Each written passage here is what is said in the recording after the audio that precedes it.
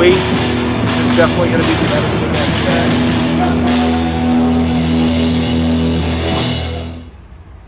A 2015 7 Series. Nice car, you say, but why do I care? Well, this car is actually rarer than a Ferrari Enzo. There were less than 300 of these brought to North America. It was a 1-year only model, and that's right. This isn't just a 740, it is the 740 diesel, powered by the famous M57 motor, which is known for tons of effortless torque and its tunability.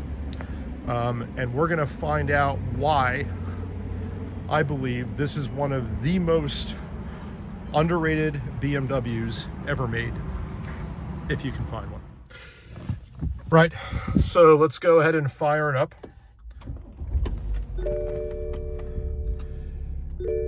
The slightest hint of dieseliness to it when you start up the motor, and also at idle. You can hear it's not the almost silent straight 6 gas motor that came in the 740 or the twin turbo V8 that came in the 750. But it smooths out when you press the throttle, and we're gonna see what it sounds like underway in just a few minutes here. Just wanted to give you a quick tour of the inside of this cabin. It looks it looks a little quaint now, but I don't think it's aged terribly relative to some of the other cabins that I've seen from the mid-teens. I feel like this still looks classy. It still retains an element of sophistication in the way the center stack is arranged. Even the iDrive system here doesn't look terribly outdated, although I'm sure in another 5 or 10 years we'll think differently about this. But at least you only have a single integrated screen that you can probably replace with something a little bit nicer looking in the future. This was BMW's first iteration of their completely digital gauge set, which was meant to mimic actual analog gauges, except that they're not. This is a pretty base model. There's no heads-up display. There's no massaging seats. There's really nothing other than what you get out of the box with this era of 7 Series.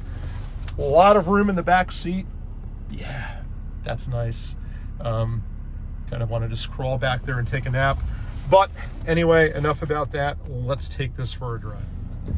So let's take a little bit of a history lesson in BMW diesels. It all started with the 524 TD in this country back in the 1980s. BMW thought it would be a great way to embrace the government's move towards better fuel economy, which we already saw with the introduction of the Etta motor, but the TD gave miserly customers yet another option to save even more money and squeeze more miles per gallon at the pumps. That car is a pretty rare commodity these days. Lincoln even put the engine into their Mark 7 and some of their other cars for a brief period of time. And we didn't really see another diesel again from BMW, at least not in the Americas. In Europe, they were pervasive. But in America, we did not see another diesel until 2009, when BMW brought us the E90 335D. And it was supposed to change the way Americans thought about diesel-powered cars, in that it delivered lots and lots of power, and you didn't leave a big trail of black smoke behind you while you were doing it. Anybody that's ever followed a 80s Mercedes turbo diesel knows exactly what I'm talking about. And I mean, the 335D was actually a very stout performer, offering up 282 horsepower and 430 pound-feet of torque at just off idle. And those cars today are revered by tuners for massive power gains that you can squeeze out of them when you do evil things like deleting the EGR systems and other emissions equipment that you're not supposed to do, but people do it and nobody talks about it. So fast forward, diesel was going great. Volkswagen was killing it. BMW was seeing reasonable success with the 3 Series, enough that they thought us to bring a larger bodied version of that car using the same turbo diesel motor. So we got the 540D and we got the car I'm driving, which is the 740D.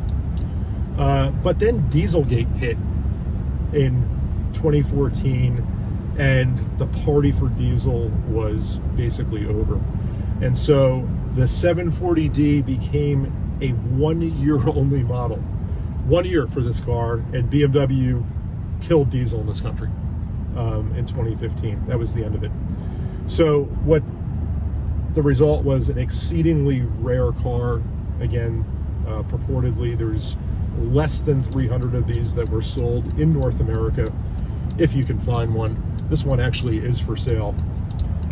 And I'm still amazed by how good this car really is. So it's, again, this is a luxury sedan.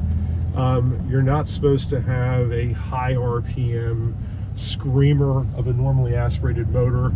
It's supposed to deliver effortless power. And that's exactly what this engine does. It delivers effortless power all the time at any RPM because you just have that abundance of torque off idle. And by the way, it really doesn't handle too shabbily either. Does a great job of staying kind of flat and composed in the corners. I even think the steering feel on this is pretty decent. How about that?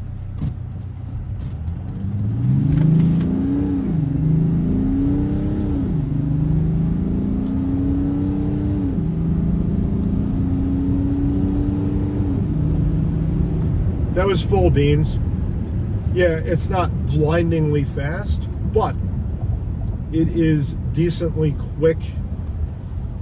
The power delivery is very linear. It builds torque nicely up until about 3,500, 4,000, and that's where the power starts tapering, and then it seamlessly shuffles into the next gear via the ZF 6-speed automatic gearbox.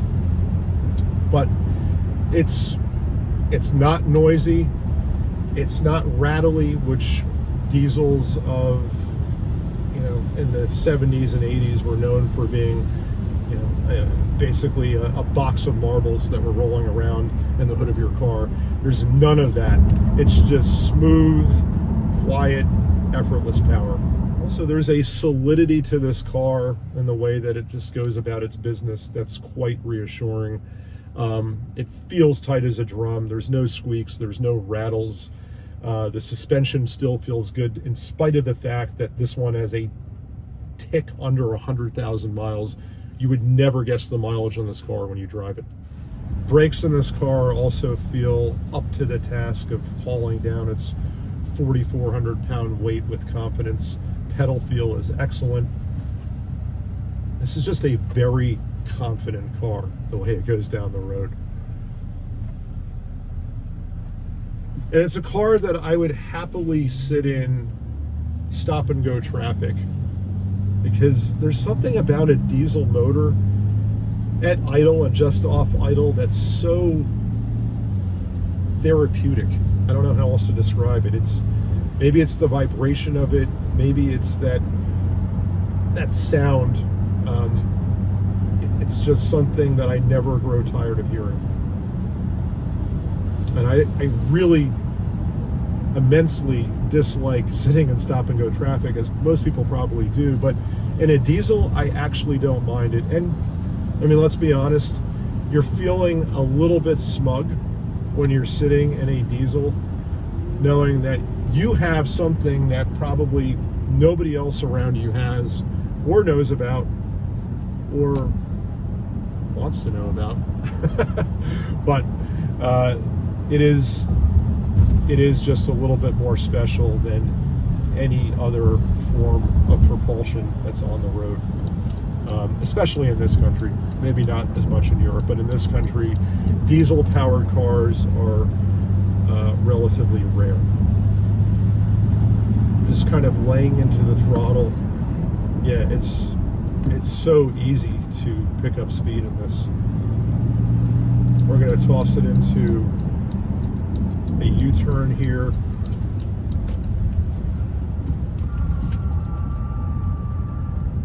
A little bit of tire squeal to be expected. We're on all-season tires, but again, the car stays very composed, very flat. Good, just the way the body transfers weight feels really nice.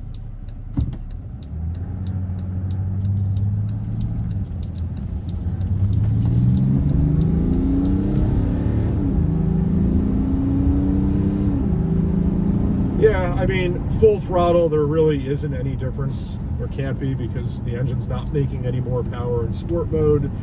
And, you know, in a car like this, you're not going to have lightning quick shifts, so you don't really feel any change in the behavior of the transmission either. I suspect sport mode is probably good when you're kind of part throttle on a nice back road somewhere and you just want a little bit more eagerness to throttle response. Otherwise, I would probably just leave it in comfort and call it a day.